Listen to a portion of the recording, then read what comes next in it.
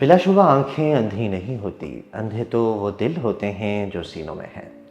اصل اعتبار قلبی بصیرت کا ہے، آنکھوں کی بصارت کا نہیں۔ کئی لوگ ظاہراً بینائی سے محروم ہوتے ہیں، لیکن وہ حقیقت شناس ہوتے ہیں ان لوگوں کی بنسبت جو آنکھوں والے ہیں لیکن اصل بینائی سے محروم ہیں۔ مسلکی اختلاف کو ہوا دینے اور فتنہ برپا کرنے کے لیے اختلافی مسائل چھیڑے جاتے ہیں، مذہبی جذبات کو بھڑکایا جاتا ہے، پھر اس سے فائدہ اٹھاتے ہوئے غیر اہم یا کم اہم باتوں کے سلسلے میں ہمیں باور کرایا جاتا ہے کہ اس وقت کا سب سے اہم کام یہی ہے۔ اور یہ مسائل عموماً ایسے ہوتے ہیں جن میں امت کے درمیان صدیوں سے اختلاف آراء چلا آ رہا ہے۔ اس سے دو بڑے نقصانات ہوتے ہیں۔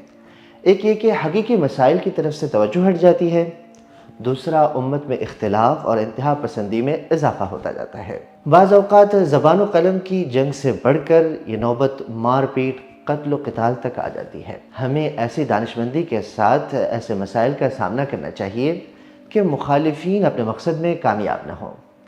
حقیقت میں یہی فراست ایمانی، معاملہ فہمی اور دانشمندی کا امتحان ہے۔